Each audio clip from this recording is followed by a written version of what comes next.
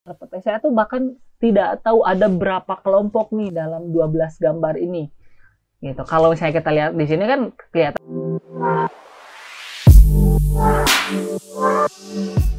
Assalamualaikum warahmatullahi wabarakatuh. Balik lagi bersama saya Eri di konten pengen ngajar. Hari ini kita akan lanjut bahas tema tentang machine learning ya. Nah, yaitu masuk ke jenis kedua, yaitu unsupervised learning. Oke, kita masuk ke pembahasan yang kedua tentang machine learning. Nah, apa sih unsupervised learning? Unsupervised learning atau pembelajaran yang tanpa diawasi merupakan proses untuk melatih mesin pada data tidak berlabel. Tujuan dari unsupervised learning adalah untuk menentukan pola dan hubungan dalam data tanpa paduan eksplisit apapun. Machine learning mengelompokkan informasi yang belum disortir berdasarkan persamaan, pola, dan perbedaan tanpa adanya pelatihan data sebelumnya yang dilakukan secara alami. Nah, di sini ada beberapa poin utama. Yang pertama, unsupervised learning itu tanpa diawasi. Artinya mesin itu belajar sendiri. Mesin itu mengelompokkan data, mengidentifikasi data itu sendiri. Yang dilakukan ya, atau istilahnya itu dilakukan secara alami ya. Nah, bagaimana sih data ini bisa dikelompokkan? Padahal data tersebut di awal sudah disebutkan bahwa data itu tidak berlabel. Gitu. Nah, mesin itu akan mengelompokkan data sesuai dengan beberapa kriteria. Yang pertama itu dari persamaan, gitu, persamaan datanya atau persamaan pola, atau mungkin dari perbedaan data itu sendiri. Jadi misalnya tuh ada sekelompok data nih, ada sekelompok data.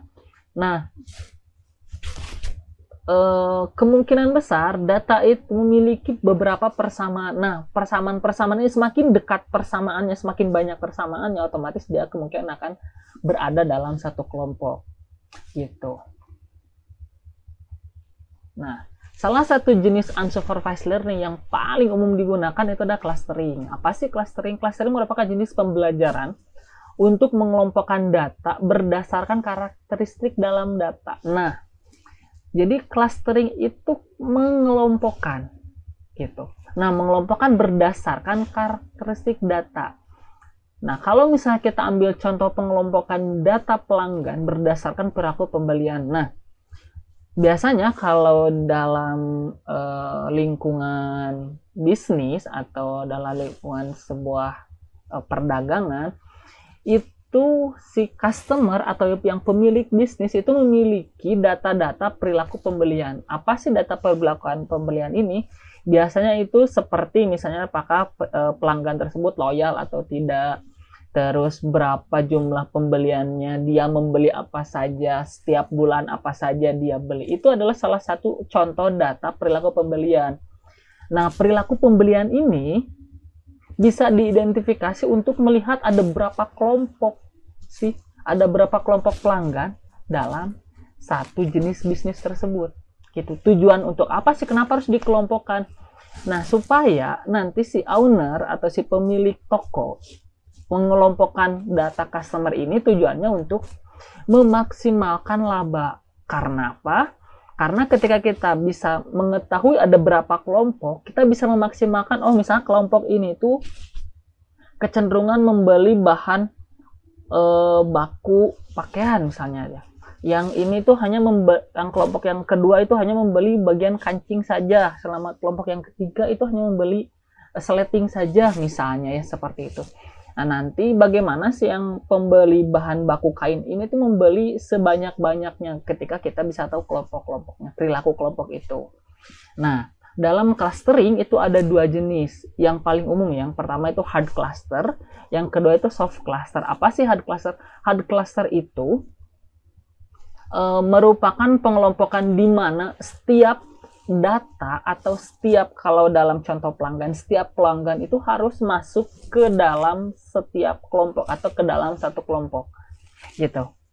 Jadi mau tidak mau, meskipun dia tidak memiliki kecenderungan kedekatan dengan satu kelompok, dia itu harus tetap masuk ke sebuah kelompok. Itu hard cluster. Jadi kalau misalnya dalam jumlah datanya ada mungkin 100 dan ada 5 kelompok, Berarti setidaknya dalam satu kelompok kalau misalnya dibagi rata itu ada 25 orang. Gitu ya. Itu hard cluster. Nah, ini ilustrasinya seperti ini untuk hard cluster. Jadi kalau di sini misalnya kita punya banyak data, tapi di sini bisa terlihat bahwa setiap data itu memiliki kelompoknya masing-masing atau masuk ke dalam klasternya masing-masing. Gitu ya. Untuk hard cluster. Sedangkan soft cluster itu dia itu lebih fleksibel. Fleksibel. Kenapa lebih fleksibel? Karena memungkinkan beberapa data yang out of layer atau data yang berada di luar jangkauan kelompok tertentu itu tidak masuk ke dalam sebuah kelompok. Karena apa? Karena ketika kalaupun misalnya data ini dipaksakan masuk ke dalam sebuah kelompok, kemungkinan kelompok tersebut bisa berubah strukturnya, bisa aja yang paling dekat atau yang sebelumnya anggota kelompok bisa saja keluar atau berpindah ke anggota kelompok yang lain. Itu yang soft cluster. Nah, memang soft cluster ini punya banyak pendekatan ya, punya banyak pendekatan gitu untuk yang soft cluster, sedangkan yang hard cluster itu biasanya lebih sederhana. Nah, penerapan clustering itu untuk apa sih? Yang pertama itu customer segmentation yang kayak tadi ya. Jadi, bagaimana caranya mengelompokkan perilaku pembelian, perilaku pelanggan berdasarkan kriteria pembelian. Terus anomaly detection. Nah, ini anomaly detection. Kalau di yang soft cluster itu bisa kelihatan ya anomaly detection. Jadi melihat beberapa pelanggan yang dia tuh tidak masuk ke dalam sebuah cluster atau ke dalam sebuah kelompok. Ini menunjukkan bahwa dia itu memiliki perilaku yang tidak sama atau anomali. Gitu. Nah, tujuannya untuk apa? Nah, nanti bisa kita identifikasi kalau misalnya dalam sebuah kasus yang lebih besar atau yang lebih real, kita bisa kelihatan bahwa anomali ini bisa aja sebuah kesalahan, bisa itu dari sistem atau mungkin ada kesalahan input gitu, ada kesalahan dari pelanggan itu sendiri. Nah, ada image and text clustering. Nah, ini image and text clustering. Untuk yang image kita akan bahas nanti, salah satu contohnya adalah Google ya. Terus ada genomic analysis, ada social network analysis. Kalau social network analysis biasanya itu mengidentifikasi ada berapa kelompok sosial gitu di masyarakat. Nah, ini ada jenis-jenis clustering. Nah, untuk jenis-jenis clustering, teman-teman bisa hafal untuk tujuannya saja. Kalau nama-namanya mungkin teman-teman tidak harus hafal juga. Yang penting teman-teman paham ketika teman-teman punya sebuah data, punya sebuah kasus, teman-teman tuh paham, oh ini tuh harus disesuaikan dengan pendekatan yang mana.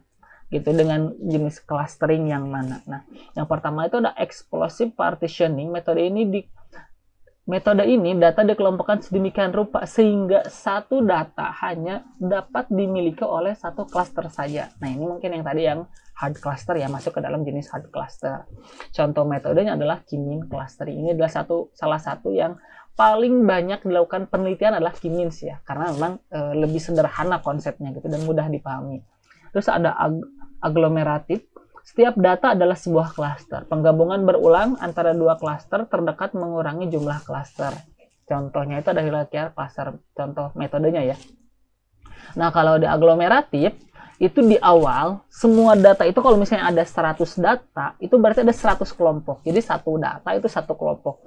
Nah, dilakukan sebuah pendekatan, sebuah algoritma yang akan menunjukkan bahwa setiap klaster itu milik kedekatan. Ketika satu klaster dan klaster lain ini datanya mirip, dia itu akan dianggap satu klaster. Gitu. Terus aja berulang-ulang sampai nanti ditemukan jumlah klaster yang paling ideal. Gitu, untuk yang aglomeratif. Jadi nanti jumlah kelompoknya itu bisa aja berbeda-beda. Terus ada overlapping. Metode ini menggunakan himpunan fuzzy untuk mengelompokkan data. Setiap titik dapat dimiliki oleh dua klaster atau lebih dengan derajat keanggotaan berbeda. Nah, kalau overlapping itu mungkin kalau dalam himpunan ya, ada himpunan bagian tuh. Ya, jadi ada satu kelompok yang ada satu data atau ada beberapa data yang dia itu masuk ke dalam beberapa kelompok. Nah, dalam himpunan ini seperti itu. Nanti dihitung menggunakan fuzzy K-means derajat keanggotaannya atau satu data ini lebih cenderung dekat ke kelompok yang mana, itu nanti ada perhitungannya gitu. Nanti ditentukannya oleh derajat keanggotaan. Itu yang fuzzy clustering. Nanti kita akan coba bahas fuzzy karena salah satu metode yang paling banyak digunakan juga untuk fuzzy ini. Karena bisa diimplementasikan ke berbagai jenis kasus yang untuk fuzzy. Terus ada probabilistik. Nah, ini menggunakan kemungkinan ya, menggunakan distribusi probabilistik. Terus ada asosiasi, Bagaimana menentukan hubungan antara variabel dalam sebuah database? Nah, kalau asosiasi ini digunakan biasanya dalam lingkungan perdagangan biasanya ya. Jadi clustering itu banyak implementasinya. Jangan karena saya contohnya itu dalam perdagangan, teman-teman berpikir bahwa clustering itu digunakan untuk perdagangan. Tidak ya. Penelitian saya terakhir itu clustering itu saya gunakan untuk melakukan identifikasi kepuasan siswa gitu, karena memang saya kuliahnya di pendidikan ya. Nah, jadi kalau asosiasi ini bagaimana melihat hubungan antara variabel dengan variabel yang lain. Misalnya kalau yang paling mudah itu dalam dunia perdagangan, misalnya kalau ada pelanggan yang ketika dia membeli minuman, atau misalnya ketika dia membeli roti, kemungkinan besar dia akan membeli susu.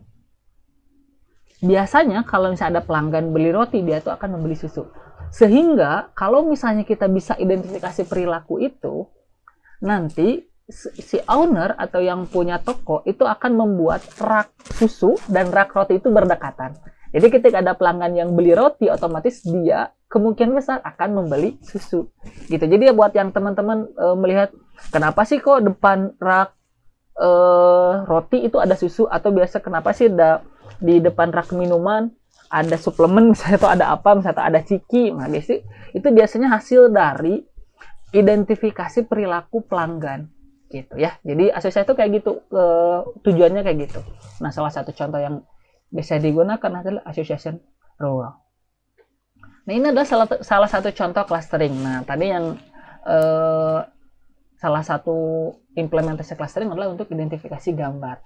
Nah, saya itu mempunyai sekumpulan data gambar. Nah, gambar ini gitu, saya ingin kelompokkan berdasarkan kriteria-kriteria yang ada dalam gambar itu sendiri gitu. Nah, jadi di awal pada saat interpretasi saya tuh bahkan tidak tahu ada berapa kelompok nih dalam 12 gambar ini gitu. Kalau misalnya kita lihat di sini kan kelihatan ya, tapi kalau realnya kan itu nggak kelihatan nih, karena misalnya kita punya banyak data, misalnya kita bisa menentukan ada berapa kelompok nih. Nah, karena di sini kita ibaratkan kita tidak tahu ya ada berapa kelompok. Terus ada no train dataset. Biasanya itu ada clustering, itu semua data digunakan langsung ya, beda dengan yang supervised. Terus masuk ke tahap algoritma processing. Nah, outputnya itu kita akan mengelompokkan semua data. Nah, kalau di sini kan jadi terkelihatan nih. Yang pertama itu ada kelompok 1, kelompok 2, dan kelompok 3. Nah, dalam setiap kelompok kita bisa mengidentifikasi bahwa ternyata kelompok yang pertama itu adalah gambar kucing semuanya. Sedangkan kelompok yang kedua itu gambar anjing. Dan kelompok yang terakhir adalah gambar kelinci. Nah, ini adalah fungsi utama clustering nih. Jadi untuk mengelompokkan data. Sehingga teman-teman bisa tahu nih. Sehingga teman-teman bisa membuat sistem itu tahu bahwa data ini itu adalah data kucing. Ketika kita mengambil sebuah data, kita menunjuk satu data gambar kucing yang ini, dia akan memberikan gambar-gambar kucing yang lain. Gitu. Itu contohnya di Google ya, kita akan bahas nanti yang Google. Terus salah satu contoh yang mungkin sedikit kompleks ya, itu ada menentukan kepuasan pelanggan sebuah maskapai penerbangan. Nah, di sini terlihat ya, ada gender, terus ada customer type, umur, terus type of travel, sampai delay in minutes. Nah, di data-data yang dikumpulkan ini, yang tersedia ini, nah, si maskapai penerbangan tuh ingin mengelompokkan sih customer yang mana yang dia itu puas dengan pelayanan. Meskipun misalnya tuh ada delay sekitar 44 menit. Tapi karena dia penerbangannya tidak terlalu jauh, hanya 160, jaraknya hanya 160, terus dia tolea customer, ternyata dia itu masih satisfy atau masih masuk ke dalam kategori puas gitu. Nah, di sini adalah salah satu jenis kasus yang bisa kita gunakan ya. Nah, nanti kita akan coba selesaikan ini menggunakan Python supaya teman-teman paham nih, kebayang bahwa output dari clustering ini adalah sebuah kelompok atau adalah kelompok ya. Nah, masuk ke dalam jenis atau implementasi clustering yang paling sering kita jumpai. Nah, ini adalah salah satunya ya. Nah, bayangkan kalau misalnya saya mencari Indonesian people, saya tuh coba mencari Indonesian people di Google ya. Dia tuh akan menunjukkan banyak gambar. Dan gambar ini tuh gak mungkin semua gambar itu diidentifikasi. Bayangkan semua gambar orang Indonesia itu dikasih label kan agak repot ya. Dan bukan salah satu metode yang efektif. Nah, pendekatan yang paling efektif adalah dengan clustering. Sehingga ketika ada satu data baru dan dia itu ada mention Indonesianya, gitu, dia diidentifikasi sebagai gambar Indonesia. Terus bagaimana ketika orang luar negeri, misalnya tuh bule, dia itu sedang ada di Bali, terus mengupload sebuah gambar, terus dia kasih tulis "This is of Indonesia". Berarti kan itu harusnya gambar bule tapi Indonesia ya. Nah, berarti harus ada pendekatan yang lainnya, itu pendekatan dari misalnya dari warna kulit, dari bentuk wajah, bentuk bibir, mata, dan sebagainya. Nah, itu adalah dengan menggunakan pendekatan clustering. Sehingga ketika misalnya saya mencari Indonesian people, yang muncul semua itu hanya orang-orang Indonesia. Meskipun mungkin ada kesalahan-kesalahan sedikit yang muncul orang luar negeri gitu kan. Tapi secara umum dia itu akan memberikan gambar-gambar orang Indonesia. Dan ketika saya klik salah satu gambar, ketika saya klik gambar yang ini, dia itu akan memberikan tema-tema yang serupa. Berarti kan dia itu harus tahu kelompok gambar ini tuh yang ini nih. Gitu. Bagaimana dia tahu bahwa kelompok gambar yang ini, yang saya klik, itu adalah kelompoknya yang ini? Mungkin aja dengan menggunakan warna ya, karena kan tone-nya merah ya semua. Jadi semuanya, oh ada merah putih nih tone-nya, berarti ketika orang Indonesia gambarnya merah putih, gitu, ada warna merah putih, dia masuk ke dalam satu kelompok tersebut. Gitu ya. Ini tujuannya seperti itu. Jadi sistem itu gak harus mengidentifikasi atau memberikan label semua data, tapi bisa dengan kedekatan gambar. Nah, teman-teman mungkin bisa coba lakukan pengujian yang sama ya. Teman-teman bisa lakukan cari Indonesian people, terus teman-teman klik yang gambar yang ini. Saya pastikan yang muncul semua adalah kelompok gambar atau dengan tema-tema sejenis. Misalnya kan ini ada people and culture, berarti yang muncul itu nanti ada kelompok-kelompok data dengan tema-tema kebudayaan. Gitu. Jadi orang-orang Indonesia dengan tema-tema kebudayaan. Kayak gitu ya. Nah, ini adalah salah satu implementasi clustering yang mungkin biasa kita temui. Nah, ini adalah model evaluasinya. Nah, biasanya itu dalam sebuah penelitian kita harus mengukur nih seberapa akurat sistem yang kita bikin, seberapa kuat mesin yang kita develop. Nah, tapi untuk yang metode evaluasi kita akan skip dulu. Kenapa? Karena kita akan bahas nanti ketika sudah masuk ke implementasi ya. Biasanya nanti ketika masuk ke dalam pembahasan Python. Gitu, supaya nanti kebayang nih setiap model ini tuh gunanya buat apa sih, bagaimana cara menentukan. Di sini udah ada pemahaman ya. Tapi teman-teman bisa cari sendiri untuk pembahasan-pembahasan yang lebih lanjut. Sekian saja pembahasan kita kali ini. Nah, ini untuk perbedaan supervised dan unsupervised learning. Gitu. Nah, di sini untuk unsupervised, algoritma digunakan terhadap data yang tidak berlabel. Sedangkan supervised learning yang kemarin kita bahas ada klasifikasi dan regresi, itu ada algoritma dilatih menggunakan data berlabel. Ini bedanya ya. Terus kompleksitas komputasi unsupervised learning sangat kompleks secara komputasi, sedangkan supervised learning itu lebih sederhana. Tadi contohnya adalah gambar yang Google. Kebayang data di Google itu ada berapa puluh penta, ada jutaan penta mungkin ya, petabyte data. Nah, jadi sehingga komputasinya itu sangat banyak, itu sangat kompleks gitu. Nah, dan yang kondisi di mana data tersebut tidak mungkin dikasih label satu-satu. Terus akurasi, unsupervised learning itu kurang akurat, namun masih dapat dipercaya, sedangkan unsupervised learning itu sangat akurat. Karena memang kompleksitas yang sangat tinggi tersebut. Jadi data itu mungkin aja, misalnya itu ketika kita cari Indonesian people, mungkin sedikit itu masih muncul orang-orang non-Indonesia. Ada misalnya bule dari beberapa negara yang muncul. Gitu, itu salah satu implementasi atau perbedaan dari supervised dan unsupervised. Seperti itu saja diskusi kita kali ini. Nah, buat teman-teman yang ingin paham lebih lanjut, ini referensi yang saya gunakan. Teman-teman bisa akses semuanya. Terima kasih. Assalamualaikum warahmatullahi wabarakatuh.